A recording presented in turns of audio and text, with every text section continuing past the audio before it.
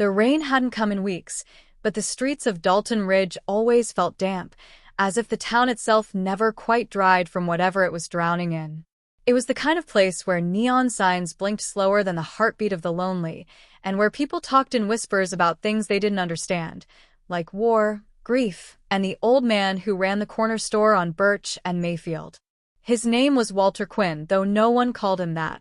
To the locals, he was just the vet or the lame ghost, a crooked silhouette moving behind dusty glass panes, too quiet for a man his size. Kids threw names at him the way they threw rocks into ponds, just to see if he'd ripple. He never did. He walked with a limp, dragging one foot like it owed him a debt. His right hand trembled when he counted change, but he never asked for help. Never even flinched. Every morning at 5, before the sky even considered changing colors, Walter would unlock the rusting gate of Corner Light, the store he'd inherited from no one and kept alive for reasons he never explained. Inside, shelves sagged under the weight of forgotten brands, expired soup cans, and fading memories. It wasn't much, but it was something. A fragment of purpose. A corner of peace. People came and went. Some out of habit, others out of boredom. Few out of kindness. No one stayed long. The young didn't like the smell, the mix of old wood, gun oil, and silence. The old resented the mirror he held up to them. Aging, irrelevant, and uncelebrated it. And Walter?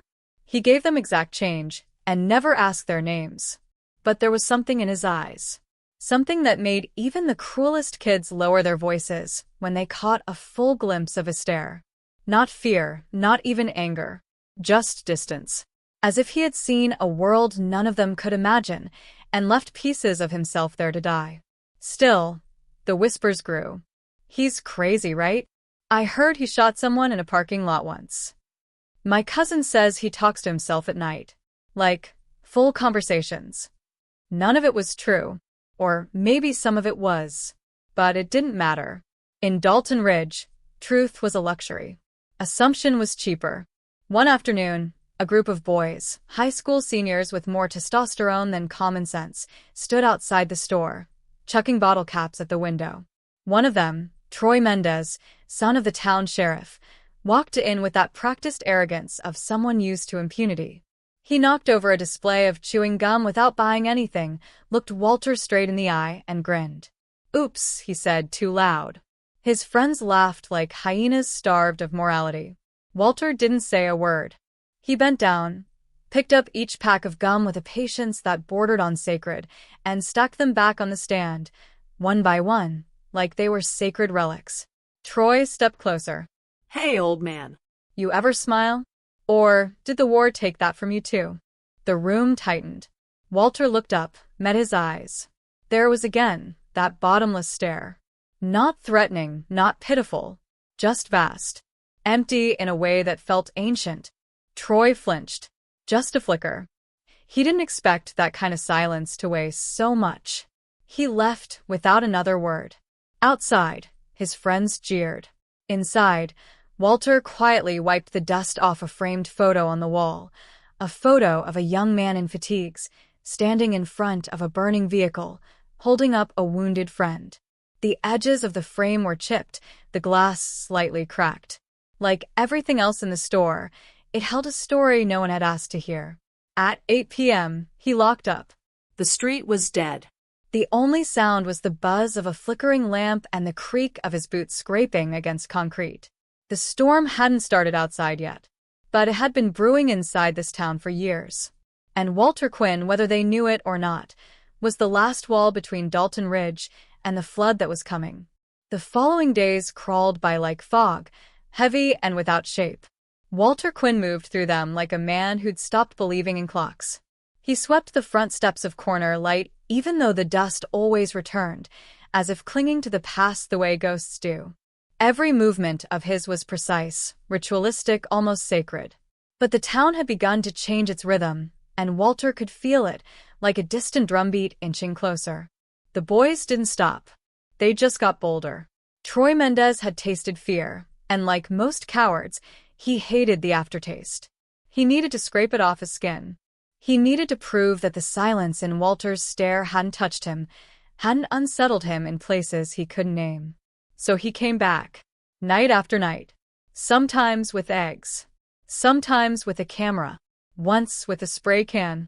The words "killer" and "PTSD freak" appeared on Walter's front shutter in red paint that bled like an open wound. The townspeople noticed, of course. They saw it, passed it. Some even shook their heads. But no one lifted a hand. No one spoke his name in defense. Dalton Ridge had learned long ago that silence was easier than courage. Walter didn't report it, didn't clean it. The paint stayed. He just opened the store as usual the next morning, walked past the slur like it meant nothing, and greeted his only customer that day, a little girl who bought gum with crumpled quarters and said thank you with eyes too big for her face.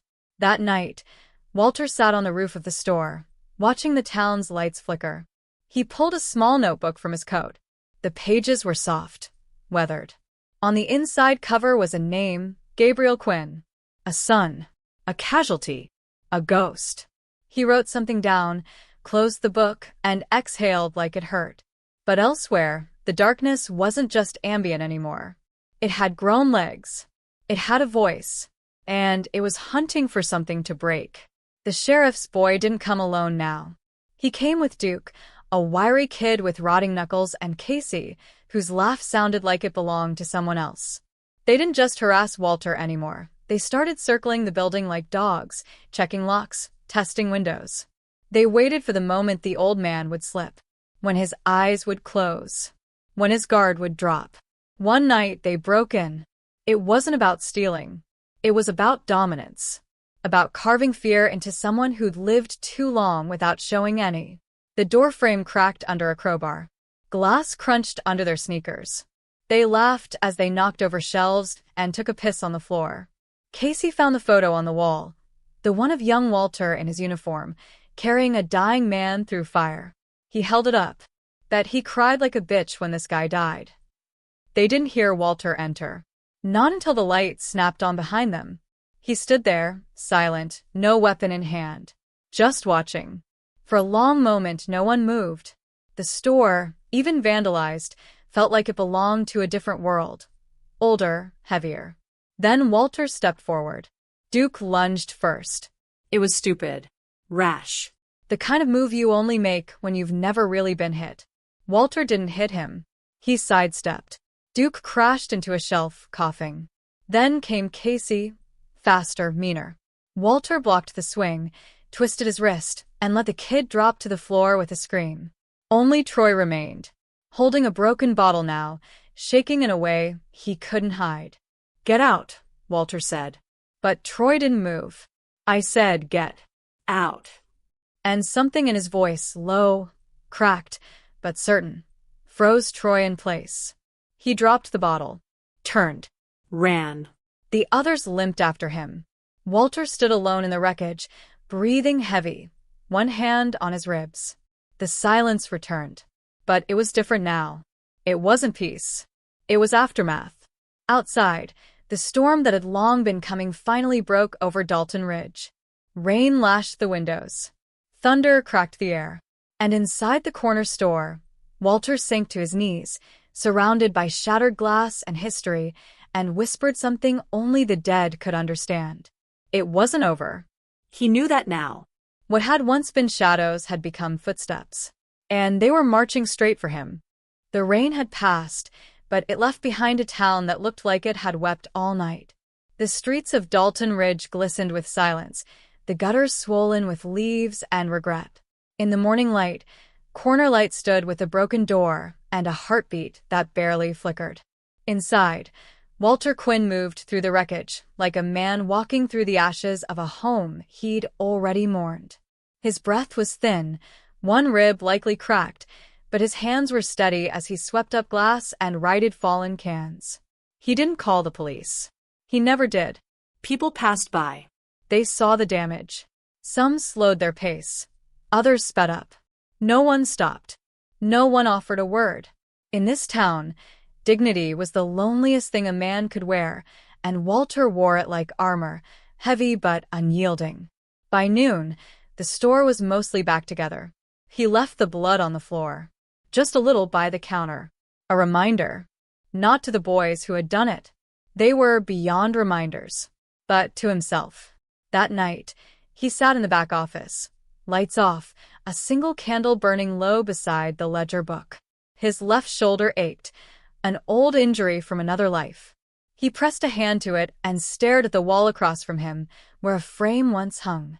The photo of Gabriel, his son, his blood, was gone, shattered during the invasion. Walter hadn't put it back up. Instead, he pulled out the small notebook, opened it to a blank page, and wrote just 2 words. Not done. Across town, the sheriff was drinking again. Sheriff Mendez had once been a good man. Or, at least, not the worst. But the years had turned his spine to jelly, and his son to a blade. He sat at his desk in the station, sipping whiskey out of a coffee mug, staring at the phone that hadn't rung and the report that hadn't been filed. He knew what Troy had done. The whole damn town did. But Walter hadn't pressed charges. And in this place, silence was consent.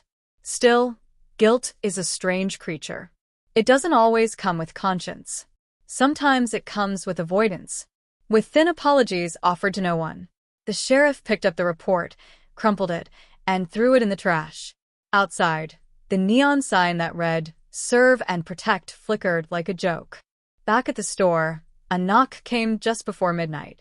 Walter opened the door slowly, expecting another threat. But it was her, Mara, the woman from the diner, the one who always left a pie on Veterans Day and never said why. She stood in the rain, hair plastered to her cheeks, eyes shining not with tears but with something stronger. Fury. Compassion. A need to be heard. I saw what they did, she said. Everyone saw. Walter didn't answer. You can't let this stand. He looked past her, into the street, at the town that had let everything rot. I'm not interested in revenge, he said softly. Mara stepped forward. It's not revenge. It's dignity. And with that word, something cracked, not in his ribs, but deeper. In the place where honor sleeps when the world no longer values it. He let her inside. Made tea. They didn't talk much, but they didn't need to. Some wounds don't bleed, but they scream. The next morning, Walter put the photograph back on the wall. He didn't frame it. He just pinned it up. Bare. Honest. Let the cracks show. Let the world see what it had tried to erase. He also installed a new bell on the door. A louder one. And he waited. Because there are wounds you carry in silence, and wounds you learn to wear. But there comes a moment, always, when a man who's been quiet too long remembers who he used to be. And when that happens, the town has to choose. Keep pretending he's invisible, or finally reckon with a fire in his silence. Morning came slow, golden and shy, as if unsure whether it was welcome. The sun broke over Dalton Ridge in slanted beams, catching the dust in the air like memories hanging in suspension. Walter Quinn stood behind the counter of Corner Light, back straight, face unreadable. The cracks on the walls still showed. The faint smear of dried blood hadn't been scrubbed. It wasn't neglect, it was testimony. Mara came early, earlier than usual. She brought coffee this time, not pie. She didn't say anything as she placed the cup down on the counter. She didn't need to. Her presence had become its own kind of statement, quiet solidarity, unwavering. Walter took the cup, nodded, and sipped. Outside, the town began to stir. The whispers had started. People talked in gas stations, on porches, over fences. Not loudly, never loudly, but enough. Word had gotten out about the break-in, the boys, the silence that followed, and the silence that didn't. Some folks shrugged. Some looked away. But others, just a few, paused. Looked longer. A woman from the church brought Walter a box of donated books for the shelf he never really stocked. A teenager in a hoodie came in, bought nothing, but swept the floor while Walter watched in silence. Something was shifting. Sheriff Mendez, bloated and bitter, sat in his office pretending the town was still his. He lit another cigarette, cursed the phone, and blamed the war in a country he never fought in for a son he could no longer control. Troy hadn't come home in 2 nights. His friends had scattered. Casey to an uncle's farm up north, Duke gone completely. Cowards always ran when the fire reached their skin. But Troy stayed. Somewhere. And Walter knew that meant it wasn't over. That night, as the sun set behind the ridgeline, Walter stepped outside. He stood on the steps of his store, the golden light painting his figure in long, solemn shadows. He didn't carry a weapon. He didn't lock the door.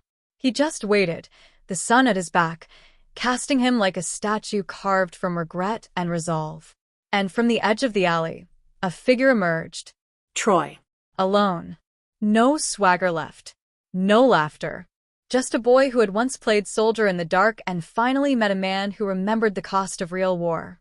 His lip was split. One eye swollen. Something had happened. Maybe with Duke, maybe with shame. He looked at Walter like a drowning man staring at a shoreline he wasn't sure he deserved. "You gonna hit me?" Troy asked. Walter's voice was soft. No. "You should. I'm not here to teach you pain. Life will do that." Troy looked down, ashamed, but not repentant. "Not yet." Walter took a step forward, the gravel crunching beneath his boots. "You came into my store. You broke things. You spit on a life you don't understand." "I didn't know," Troy muttered. "I didn't know you were a soldier." Walter cut in. "That's not the part that matters." Troy looked up. Walter's eyes were glass, but there was heat behind them now. "You could have hit anyone, Troy. And that's the point." It wasn't about me. "It was about the part of you that wants to kill what you fear. That part will destroy you long before someone like me ever does." The boy didn't reply. He just stood there, small beneath the weight of everything he didn't say. Behind them, the sun slipped further down. The light stretched longer, casting Walter's shadow past the boy, across the street, into the town that had once turned its back. "You want to fix it?" Walter asked. Troy nodded, barely. "Then show up tomorrow. Clean the windows. Sweep the steps." You want forgiveness? Earn it." The boy looked stunned, like he expected a fist and got a task instead. He blinked. Then slowly he turned and walked away. Not fast. Not triumphant. Just different. Walter exhaled. Deep. Measured. Inside, Mara was watching from behind the curtain. She stepped outside, stood beside him. For a long time they said nothing. Then she whispered, "That's twice you spared him." Walter's face didn't move. "I didn't do it for him." "For who then?" He looked at the horizon, where the light was softest. "For the boy I couldn't save."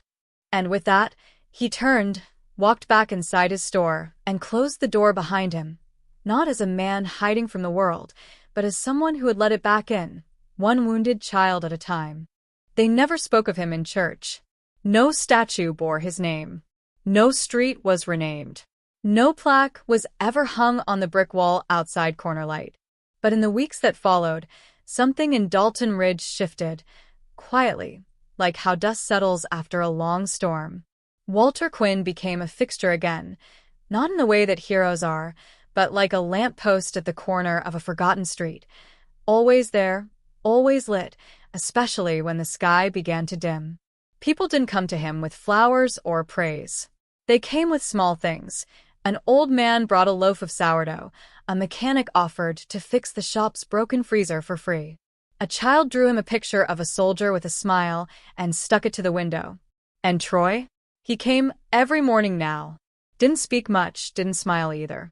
But he swept the floor, cleaned the glass, scrubbed the dried blood stain until it vanished, not because Walter asked again, but because something inside him couldn't bear to leave it there.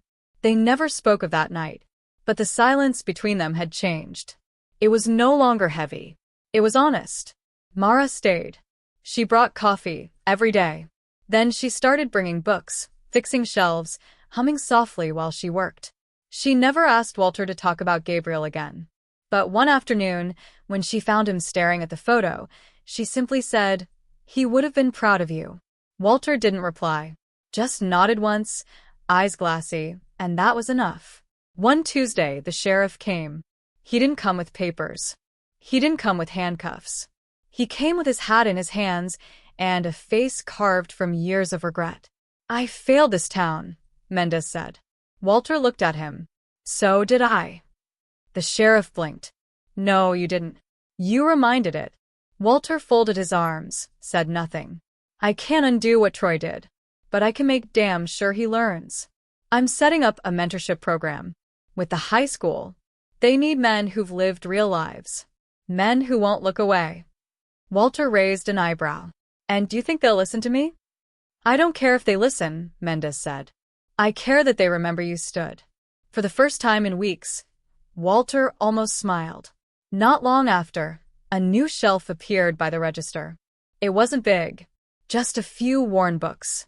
Above it, a wooden sign, hand-carved by someone anonymous, read, Lessons you can't Google. Teenagers started stopping by. Just to sit. Just to listen. Walter didn't give lectures. He didn't preach. He told stories. Simple, brutal, beautiful stories. About mistakes. About silence. About a man who once lost everything, then found something else. Something slower, quieter, but maybe more permanent. They asked for his name. He never gave it. He said, I'm the man who kept the lights on when it got dark. And they understood. Years later, when Walter was gone, a mural appeared on the wall outside Corner Light. It showed no face, only the back of a man standing in the doorway, the sunset behind him, casting his long shadow forward into the town. Underneath, it read, You might forget his name, but you won't forget what he did. And Dalton Ridge, for the first time in a long time, became a little braver, a little better, because sometimes the brightest light comes from the man who never asks to be seen.